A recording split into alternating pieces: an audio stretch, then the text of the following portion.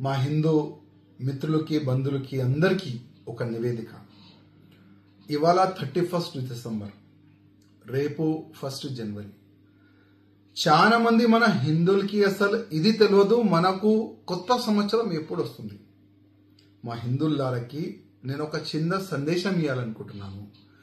మన new year, కొత్త సంవత్సరం మార్చ్ లేకపోతే ఏప్రిల్లో వస్తుంది. అది ఉగాది పండగ అంటారు. కానీ ఇవాళ మనం చూస్తున్నాం 31 డిసెంబర్ వస్తే చాలా మంది గోవా వెళ్ళిపోతారు, చాలా మంది ఆ క్లబ్కి వెళ్తారు, చాలా మంది బార్కి వెళ్ళిపోతారు, చాలా మంది బైక్ రేసింగ్కి వెళ్ళిపోతారు. నెక్స్ట్ డే పేపర్లో హెడ్డింగ్లో వచ్చేస్తారు, యాక్సిడెంట్లో చనిపోయినది. ఇదేనా మన సంస్కృతి? ఇదేనా మన పెద్దోళ్ళు మనకు నేర్పిస్తున్నారు? తమ్ముళ్ళారా, నా ఒక నివేదిక. బ్రిటిష్ వాళ్ళు ఒక ప్లాన్ చేసి పోయినారు.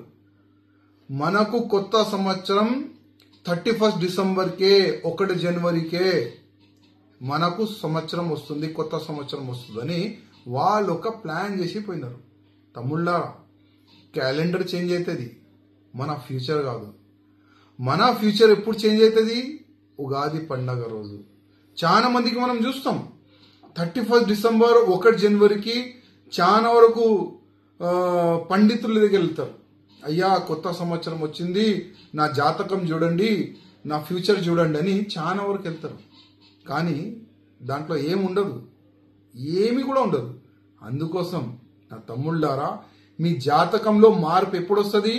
ఉగాది పండగ రోజు. ఉగాది పండగ రోజే కదా మనం చాలా పెద్ద పెద్ద ఫెస్టివల్, మనం పూజా కార్యక్రమాలు అన్ని విధాలుగా మనం చేసుకుంటాం. కానీ ఇవాళ మన వచ్చే పిల్లలకి మనం ఏం చూపెడుతున్నాం, ఏం నేర్పిస్తున్నాము?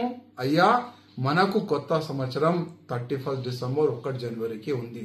మీకు చూసి ఆయన కూడా అదే నేర్చుకుంటారు. మళ్ళీ ఉగాది పండగ అయిందంటే జస్ట్ ఒక పండగ, ఆ విధంగా మన పిల్లలు కూడా నేర్చుకుంటారు. అందుకోసం నా హిందూ బంధువులకి నేను రిక్వెస్ట్ చేస్తున్నా, 31 డిసెంబర్ 1 జనవరికి హిందువులకి కొత్త సంవత్సరం కాదు, హిందువులకి కొత్త సంవత్సరం ఉగాది పండగ. అది మీరు యాద్ పెట్టుకోవాలి. జస్ట్ క్యాలెండర్ చేంజ్ అవుతుంది, ఫ్యూచర్ కాదు.